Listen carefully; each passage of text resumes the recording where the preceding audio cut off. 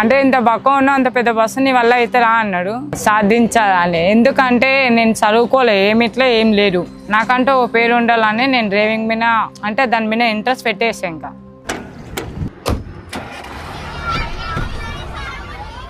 School బస్సును ఎంతో అవలీలగా నడుపుతున్న ఈమె పేరు మాధవి. 7 నెలలుగా హైదరాబాద్లోని జూబ్లీహిల్స్ పబ్లిక్ స్కూల్లో బస్ డ్రైవర్గా పనిచేస్తున్నారు. డ్రైవర్గా 2 సంవత్సరాల నుంచి 1 సంవత్సరం మొత్తము ఇంట్లో కారు అంటే వెళ్ళాలంటే ఇబ్బంది అవుతుంది, మా ఆయనకు ఎవరు లేరు తోరు, పిల్లలు చిన్న పిల్లలు బండి మీద పోతే ఇబ్బందిగా ఉందని కారు నేర్పి అంటే కారు నేర్పించారు. ఇంకా అట్లే ఇంకా కారు వచ్చు కదా, అట్లే బస్సు బి నేర్చుకోవాలని ఇంట్రెస్ట్ ఉందని చెప్పాము. అట్లా అని ఇంకా ఆయన సపోర్ట్ ఇచ్చారు. ఫస్ట్ నేర్చుకున్న కొత్తలో భయమైంది, తర్వాత తీసేగారా నాకు నార్మల్ అయిపోయింది. నాకు నేను కొంచెం ధైర్యం చెప్పుకొని తీసాం ముందుకు.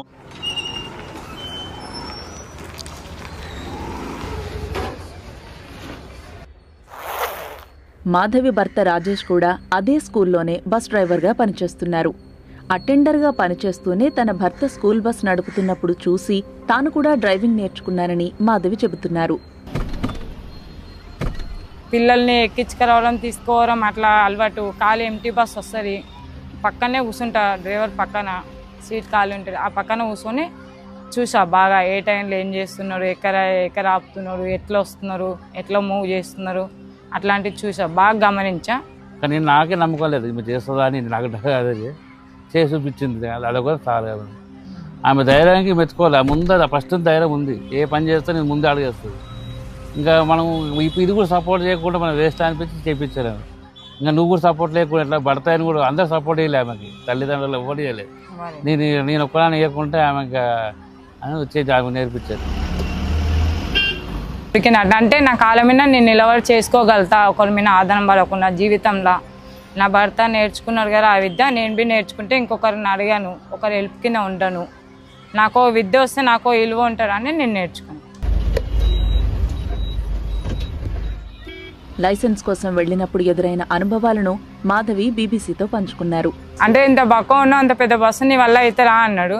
అయితే నా వల్ల అవుతారు సార్, ఒకసారి ఇవ్వండి చూసా, నేను ముందుకెళ్తా, వెళ్ళాలని నాకు ఆలోచన ఉంది, నేను వెళ్ళగలుగుతా అని నేను ముందుకెళ్ళా. వాళ్ళు సరే అని ఒప్పుకున్నారు. ఉదయాన్నే 5 గంటలకు స్కూల్కొచ్చి బస్సు నడపడం ప్రాక్టీస్ చేసేదాన్నని మాధవి చెప్పారు. ఆమె పట్టుదల, ఆసక్తి చూసి ప్రోత్సహించామని స్కూల్ యాజమాన్యం చెబుతోంది. మేము కాన్ఫిడెన్స్ లెవెల్ అమ్మాయి నిజంగా నడపగలదు అన్న ధైర్యం మాకు రావాలంటే సో వీ ట్రైడ్ అనమాట. మేము ఇట్లా ట్రయల్ రన్లో ఎంటీ బస్సుని ఇచ్చి నడిపించి, తర్వాత రిటర్న్లో ఏమో సీనియర్ డ్రైవర్ డ్రైవ్ చేసుకుంటూ వచ్చేటోళ్ళు. ఆ తర్వాత నెక్స్ట్ ఈవినింగ్ అవర్స్ మాది సబ్ స్టాఫ్ బస్సు ఒకటి వెళ్తుంది 5 o'clockకి. ఆ బస్సు కూడా ఫుల్ 25 సీటర్ బస్సు తను ఓన్గా నడిపి తీసుకెళ్ళింది సేఫ్గా అంతా.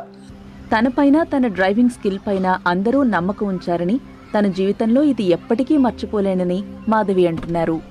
చాలా సంతోషంగా నేను ఎంత సక్సెస్ అయినా అని అంటే కొంచెం ఆనందం అనేది వచ్చింది.